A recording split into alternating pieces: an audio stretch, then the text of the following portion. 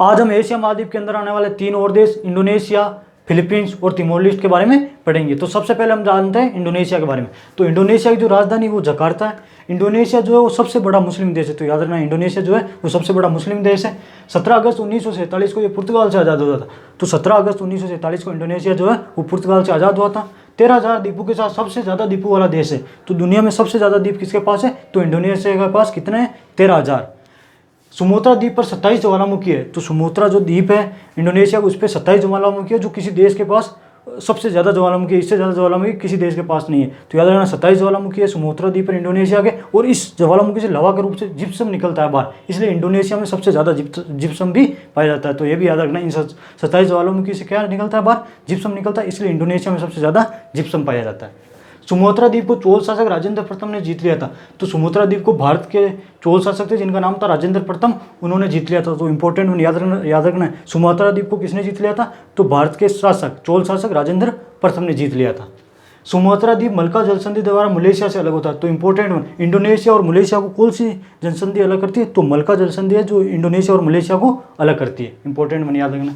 जावा द्वीप सबसे घनी आबादी वाला द्वीप है। इंडोनेशिया का जो जावा द्वीप है उस पर इंडोनेशिया की सबसे ज़्यादा जनसंख्या रहती है। और जो इंडोनेशिया की राजधानी जकार्ता वो भी इसी द्वीप पर अवस्थित है, जावा द्वीप पर। विश्व में सबसे ज़्यादा सिनकोना का वृक्ष भी जावा द्वीप पर पाया जाता है। अब ये सिनकोना क्या है? सिनकोना जो है एक वृक्ष है, इसकी छाल को कहते हैं कुनेन। इस सिनकोना की छाल जो कुनेन होती है उससे मलेरिया की दवाई बनाई जाती है। इंपॉर्टेंट याद रखना, सिनकोना की छाल होती है जिसे कुनेन कहते हैं, और कुनेन से मलेरिया की दवाई बनाई जाती है। तो सिनकोना वृक्ष कहाँ पाया जाता है? तो इंडोनेशिया के जावा द्वीप पर।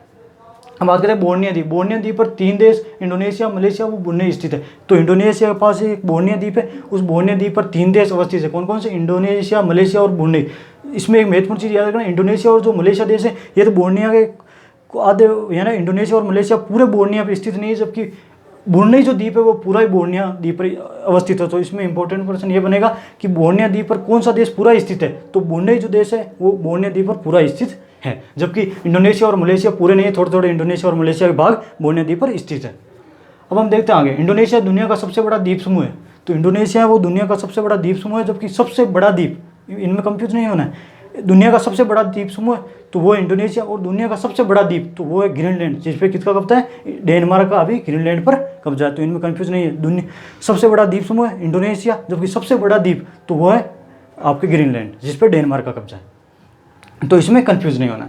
हिंद महासागर के सबसे गहरे बिंदु को सुंडाई खाड़ी कहते हैं। तो हिंद महासागर का जो सबसे गहरा बिंदु उसे सुंडाई खाड़ी कहते हैं, और जो ठीक जावा द्वीप के नीचे है, तो जो ये सुंडाई खाड़ी है वो ठीक जावा द्वीप के नीचे है, इसलिए इसे जावा की खाड़ी भी कहते हैं। तो ये भी आपको कंफ्यूज नहीं होना है इसमें भी। जकार्ता में आसियान का मुख्यालय है। तो इंडोनेशिया की जो राजधानी जकार्ता उसमें आसियान का मुख्यालय। आसियान क्या है? आसियान दक्षिण पूर्वी एशियाई देशों का एक संगठन है। इसके अंदर इसकी जो स्थापना है वो 8 अगस्त 1967 को हुई थी, इसलिए 8 अगस्त को आसियान दिवस के रूप में भी मनाया जाता है। तो याद रखना, आसियान क्या है? दक्षिण पूर्वी एशियाई देशों का एक संगठन है। इसकी स्थापना 8 अगस्त 1967 को हुई थी, इसलिए 8 अगस्त को आसियान दिवस भी मनाया जाता है। इसका ये क्या करता है? अपने क्षेत्र में अपने जो सदस्य देश है उनकी आर्थिक मदद करता है, अपने क्षेत्र में शांति और स्थायित्व कैसा बना रहे उसको लेकर काम करता है। और ये इसका एक आदर्श वाक्य भी याद रखना, 1 आइडेंटिटी 1 कम्युनिटी और 1 विजन, ये इसका आदर्श वाक्य। 1 विजन 1 आइडेंटिटी 1 कम्युनिटी, ये इनका आदर्श वाक्य भी आसियान का। आसियान के अंदर 10 देश आते हैं, उसमें Indonesia, Malaysia, Philippines, Singapore, Brunei, आपके म्यांमार, थाईलैंड, लाओस, कंबोडिया, ये देश जो है वो इस आसियान के अंदर आते हैं, ये 10 देश। और इसमें जो है वो भारत नहीं आता है। तो याद रखना, जो आसियान में जो 10 देश है उसमें भारत नहीं आता है। अब हम बात करते हैं फिलीपींस के बारे में। तो फिलीपींस की जो राजधानी वो मनीला है। ये भी देश द्वीपों का समूह है। तो फिलीपींस भी जो है द्वीपों का समूह देश है। ये जो है वो पर्यटन के रूप में बहुत पर्यटन हब के रूप में जाना जाता है, क्योंकि इसकी अर्थव्यवस्था जो है वो पूरी अधिकतर अर्थव्यवस्था है वो पर्यटन पे ही निर्भर है। तो फिलीपींस क्या है? एक पर्यटन हब के रूप में जाना जाता है। इसके 2 द्वीप मिंडाओ व लुजान है। तो इस फिलीपींस के 2 प्रमुख द्वीप है, एक तो मिंडाओ, एक लुजान। और ये जो लुजान द्वीप है उस पर ही फिलीपींस की राजधानी मनीला स्थित है। मिंडाओ के पूर्व में मरियाना की खाड़ी है। तो जो मिंडाओ द्वीप है फिलीपींस का, उसके पूर्व में मरियाना की खाड़ी है जो विश्व की सबसे गहरी खाई है। तो याद रखना है, कौन से द्वीप फिलीपींस के कौन से द्वीप के पास मरियाना की खाई है? तो मिंडाओ द्वीप के पास जो है विश्व की सबसे गहरी खाई मरियाना की खाई है। तो ये भी आपको ध्यान रखना है। मनीला में अंतर्राष्ट्रीय चावल अनुसंधान संस्था है, तो फिलीपींस की जो राजधानी है मनीला में अंतर्राष्ट्रीय चावल अनुसंधान संस्थान भी है।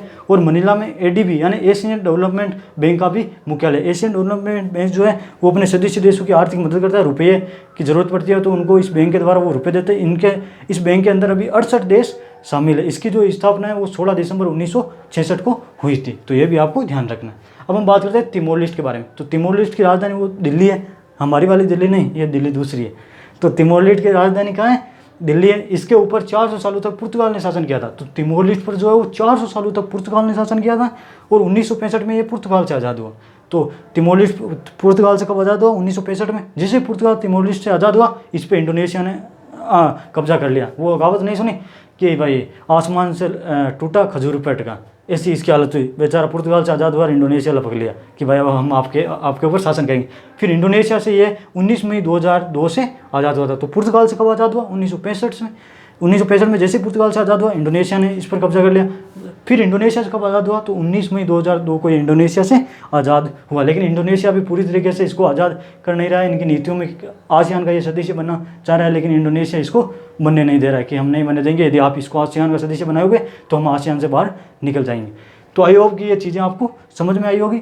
अगले वीडियो में हम बात करेंगे एशिया महाद्वीप के बाकी बचे हुए देशों के बारे में। तब तक के लिए जय हिंद। आप लीजिए इसका स्क्रीन शॉट।